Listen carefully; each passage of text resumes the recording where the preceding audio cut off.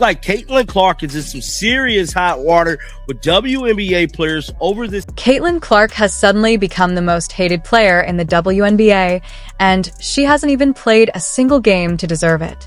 The controversy stems from a vote. 98% of players supported a strike authorization for key CBA negotiations, but 2% voted against it.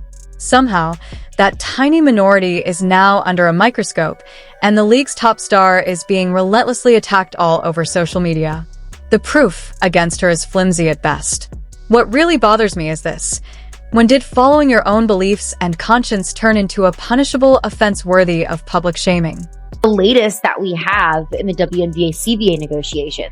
Now, we heard Caitlin Clark speak on the CBA, and I think that's very noteworthy because Caitlin Clark is not going to be the person that steps up and is incredibly outspoken about every single issue that may come forward to her. Of course, she'll touch on things that are important when she has media availability, press conferences, practice scrums, whatever it may be.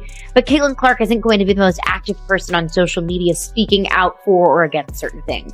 So when Caitlin Clark says something, you know that it is thoughtful. You know that it has undergone a lot of thought. You know that she knows, we all know, that when Caitlin Clark says anything. Let me break down the chaos that's erupted in the WNBA.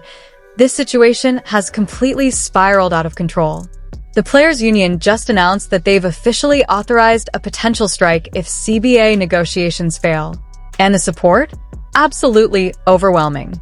An incredible 93% of players voted, and of those, a staggering 98% backed strike authorization.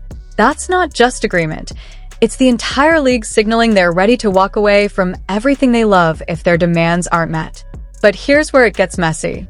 That tiny 2% who voted no? With zero evidence, no leaked info, and no official confirmation, the basketball world immediately claimed they knew who it was. And their target? Caitlin Clark, the league's biggest star. Say, did Caitlin Clark vote in favor of the WNBA strike? Fans think they've figured it out. Now it says WNBA players move closer to edge as the labor talks drag on to resurface. It said the WNBA collective bargaining negotiation are no longer seemingly quietly in the background. They are now firmly in the open, with players making it clear that they are prepared to escalate if talks continue to stall. So from my understanding, if they strike, that is the ultimate F you to the owners, bruh. Now on Thursday, the Women's Basketball Players Association announced that its executive committee has been authorized to call a strike when necessary. Before we get into why this whole accusation is completely absurd, let's step back and understand what strike authorization actually means. This isn't an immediate strike. Players aren't skipping practice or games tomorrow.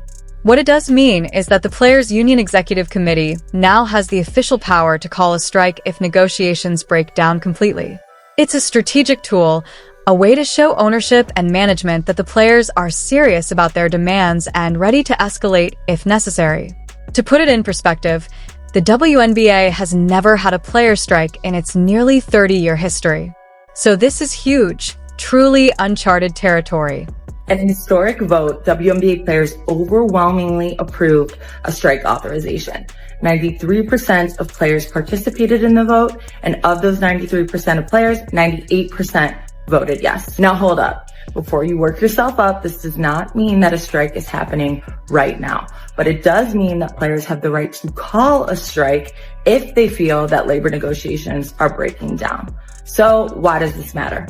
Players and the league remain far apart on several key issues. Among them are revenue sharing, free agency rules, retirement benefits, and family planning support. Brianna Stewart said she would welcome help from NBA Commissioner Adam Silver at the bargaining table, which can be looked at as an indication that negotiations are not progressing in a constructive manner. The league, meanwhile, says negotiations are ongoing and points to proposed increases in salaries and revenue sharing to support their characterization that they're committed to getting a transfer. The negotiations are tackling some huge, league-defining issues.